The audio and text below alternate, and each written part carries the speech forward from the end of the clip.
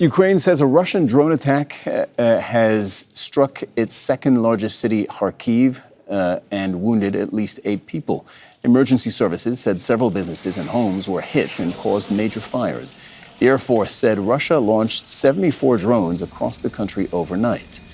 Al Jazeera's Zein Basravi joins us from Ukraine's capital, Kyiv. What are you learning about this drone attack, Zein?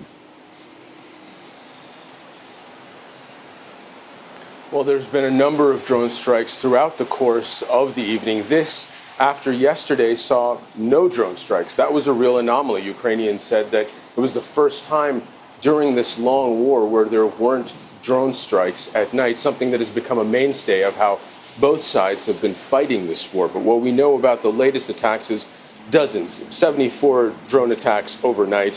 41 Ukrainians say they shot down, 20 others were jammed, but there were about a dozen, about 13 that hit their targets. We've had strikes in Donetsk and Odessa. We've seen this attack in Kharkiv where 8 people were injured, including 3 children suffering injuries.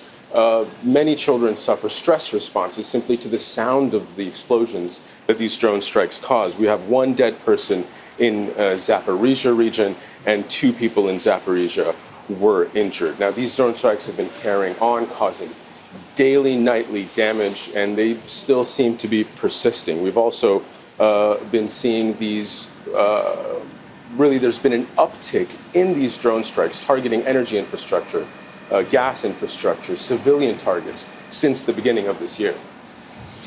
Zein, I want to talk to you about the current efforts to reach a peace deal between Ukraine and Russia. The Russian president, Vladimir Putin, seems to be doubling down on something that wasn't formally part of peace talks or pre-peace talks.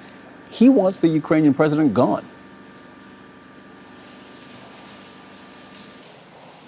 That is correct. This has really been a narrative that he's been pushing steadily throughout the course of this conflict. And in the last few months, there have been some gains that have really emboldened Putin's position in trying to push this forward. He wants to paint Zelenskyy, the Ukrainian president, Volodymyr Zelenskyy, as a leader that does not belong there, as someone who does not have the legitimacy to lead the country, and someone with whom he will not negotiate. That is something that the Ukrainians have pushed back against. Excuse me.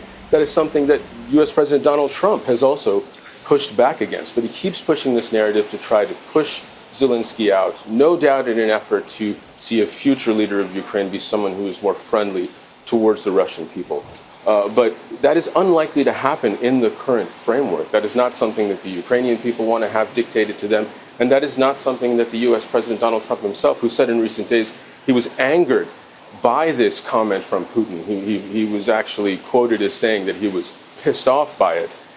That is unlikely to go over very well in the White House as well. So it really creates a stalemate. And what Ukrainians are saying is that this is yet another example, just like the ongoing missile attacks, just like the ongoing drone attacks. It shows that Russia is not serious about any sort of negotiated solution to this war.